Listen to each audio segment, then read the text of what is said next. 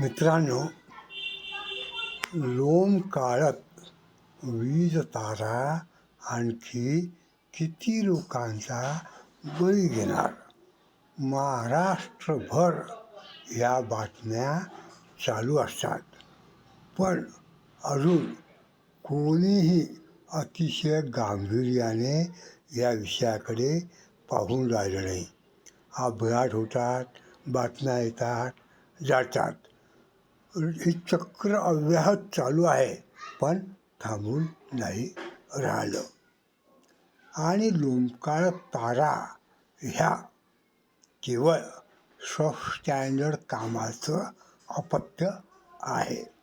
आणि या सबस्टँडर्ड कामावर आज कुणीही बोलायला तयार नाही, कुणीही बोलायला तयार नाही.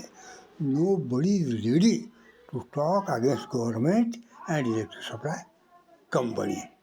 असो, जास्त काही बोलत नाही. या बाबतीतली ही बातमी पहा. यापूर्वी ह्या विषयावर अनेक व्हिडिओ टाकले आहेत, ते आपण पाहू शकता. बातमी काय आहे? घेतला बालकाचा जीव, कात्र इथं घटना, उद्यानात अपघात. काय झालं?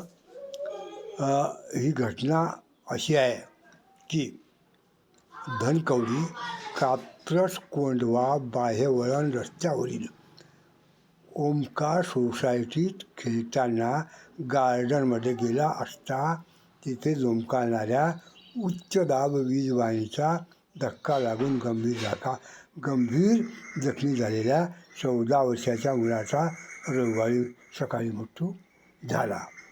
पहा मंडळी, किती किती किती वाईट घटना आहे.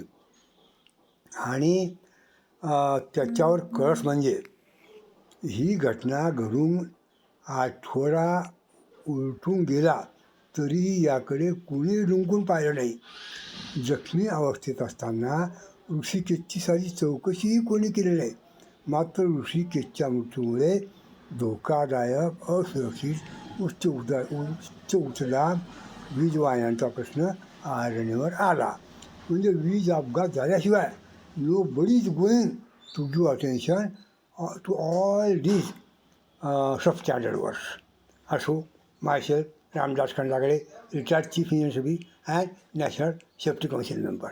Kindly subscribe to my YouTube channel for such safety related videos. Thank you.